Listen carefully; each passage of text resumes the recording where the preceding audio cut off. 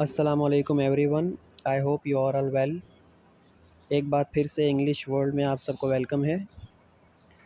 तो जैसा कि पिछली 6 एक्सरसाइजेस रीडिंग कॉम्प्रिहेंशन की सॉल्व करते वक्त आपको बताया था कि 7 और 8 नेक्स्ट वीडियो में होंगी, तो आज हम उन्हें सॉल्व करेंगे। एक्सरसाइज नंबर 7 में आपको स्टेटमेंट्स दी गई हैं। आपके ही टेक्स्ट जो आपको रीडिंग करवाया गया उसमें से कुछ स्टेटमेंट्स आपको दी गई हैं। आपको उन स्टेटमेंट्स को पहले पढ़ना है, उसके बाद आपने उन्हें सॉल्व करना है। तो पहले इनका नोट पढ़ लेते हैं। क्या लिखा है? Work in pairs and complete the following statements. Right the complete sentence in your notebook. तो ये कह रहा है कि आप लोग ग्रुप में वर्क करें और पेयर बनाएं, दो स्टूडेंट्स मिलकर। तो फिर ये स्टेटमेंट पढ़ें। इस स्टेटमेंट को पढ़ने के बाद आपने अपने टेक्स्ट में देखना है और फिर इन स्टेटमेंट्स को उनके मुताबिक आपने फिल करना है। पहली स्टेटमेंट आपको दी गई है, number 1, most of the Quraysh refused to accept Islam because they thought that हज़रत मोहम्मद सल्लल्लाहु अलैहि वसल्लम was। आगे जो ये ग्रीन में है ये इसकी ब्लैंक सॉल्व की गई है कि against their gods and ancestors। against their gods and ancestors ये ब्लैंक में आएगा। नंबर 2, the day the हज़रत मोहम्मद सल्लल्लाहु अलैहि वसल्लम entered Yathrib marks the start of the dash। तो स्टेटमेंट में ब्लैंक में आएगा beginning of the Islamic calendar। beginning of the Islamic calendar। Number 3, Hazrat Muhammad sallallahu alaihi wasallam invited the leaders of all the communities living in Medina to discuss dash, to discuss the matter। उन्होंने matter discuss करने के लिए उन सबको बुलाया था। Next number 4, आप book में देख लीजिएगा स्टूडेंट्स। यहाँ बुक में जगह नहीं थी तो इसलिए मैंने इनको अलग कॉपी पे सॉल्व कर लिया है। जो ग्रीन अंडरलाइन है वही सारी ब्लैंक है। ये थोड़ी लेंथी है, थोड़ी लंबी है, इसलिए इनको अलग से कॉपी में मेंशन कर दिया है, वरना अगर छोटी होती तो वही बुक में ही आपके लिए आसानी थी, लेकिन अब आपको बुक में से देखना पड़ेगा। ये लाइन से सॉल्व है। Number 4, the 3 main points of charter of Medina were. वो 3 पॉइंट जो चार्टर ऑफ मदीना में लिखे गए थे, बताए गए थे कि ये बातें होनी चाहिए, वो 3 पॉइंट बताएं। तो वो अंडरलाइन किए गए हैं, वहाँ से ब्लैंक स्टार्ट है। The rights and duties of the Muslims and Jews of Medina, ये पहला पॉइंट था। गैव फ्रीडम ऑफ रिलीजन, ये पॉइंट नंबर 2 है। And prohibited any alliance with the outside enemies, ये पॉइंट नंबर 3 है। तो नेक्स्ट है 5। मैंने ये 5 का डायरेक्ट आंसर लिखा है। नेक्स्ट 5 जो ब्लैंक है उसका डायरेक्ट मैंने आंसर लिखा है। 5 में स्टेटमेंट आपको दी गई थी, in order to strengthen the position of the Muslims in Medina हज़रत मोहम्मद सल्लल्लाहु अलैहि वसल्लम टुक 3 मेजर स्टेप्स विच वर। वो जो 3 मेजर स्टेप्स हुजूर सल्लल्लाहु अलैहि वसल्लम ने लिए थे वो कौन से हैं? Number 1, the unification of different Arab tribes under Islam. Number 2, carrying out social and religious reforms. Number 3, and consolidation of administration developments। ये 5 का आंसर है जो आपके सामने स्क्रीन पर शो हो रहा है, ये पूरा आंसर है। स्टेटमेंट की ब्लैंक में यही आएगा। नंबर 6 भी डायरेक्ट आंसर ही सॉल्व किया है। नंबर 6 की जो स्टेटमेंट है वो थी, the farewell pilgrimage of the हज़रत मोहम्मद सल्लल्लाहु अलैहि वसल्लम is an important event for the Muslims because.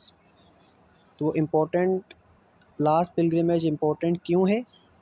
Because it was the first and last pilgrimage made by हज़रत मोहम्मद सल्लल्लाहु अलैहि वसल्लम।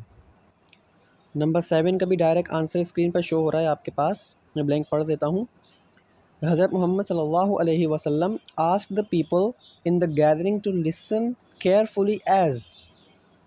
तो स्टेटमेंट पढ़ ली, अब इसका आंसर होगा, these words to those who could not be present here today.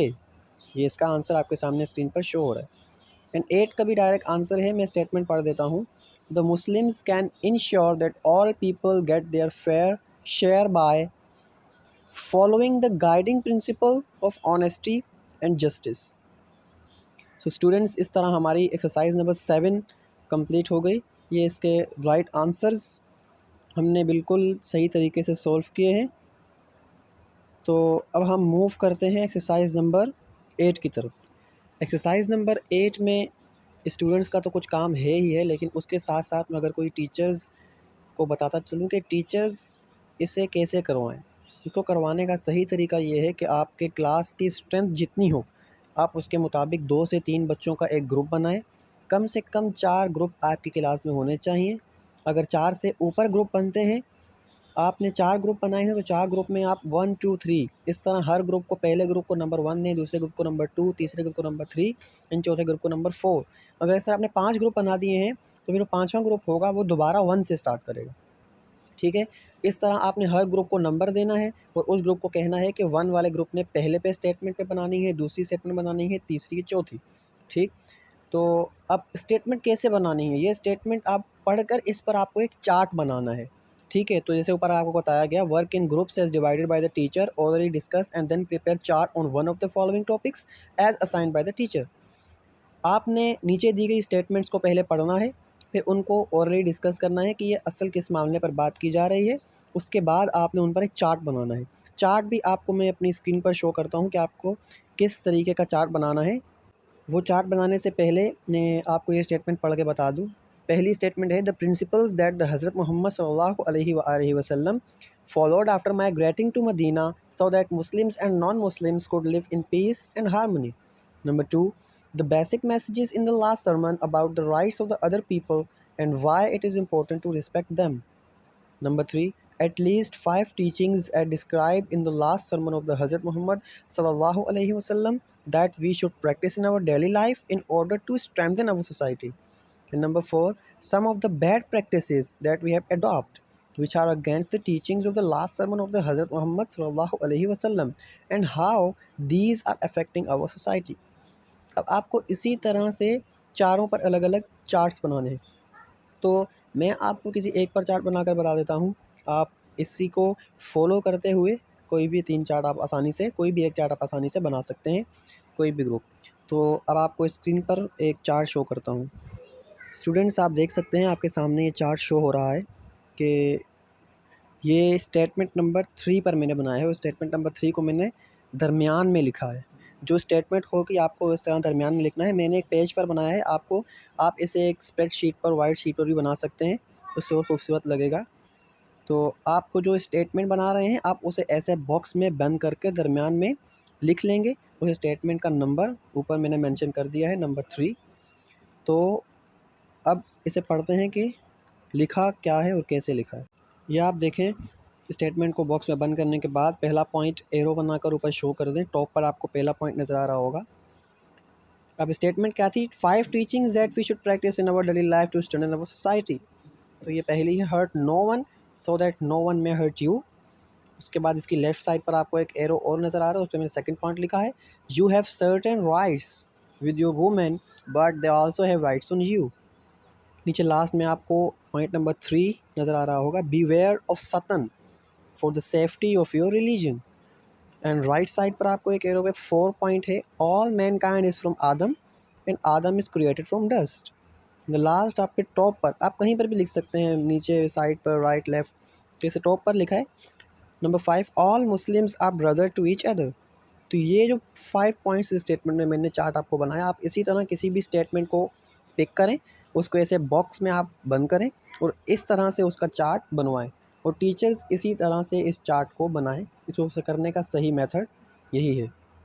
So students, इस तरह हमारी एक्सरसाइज नंबर 7 और 8 भी कंप्लीट हो गई।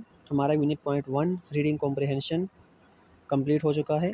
नेक्स्ट वीडियो में इंशाल्लाह हम लोग यूनिट 1.3 लिसनिंग एंड स्पीकिंग की एक्सरसाइज सोल्व करेंगे और कोशिश करेंगे कि उसके साथ साथ 1.3 की लैंग्वेज प्रैक्टिस की एक्सरसाइज भी हो जाए। ठीक है स्टूडेंट्स, अल्लाह हाफिज़, इंशाल्लाह मिलते हैं नेक्स्ट वीडियो में।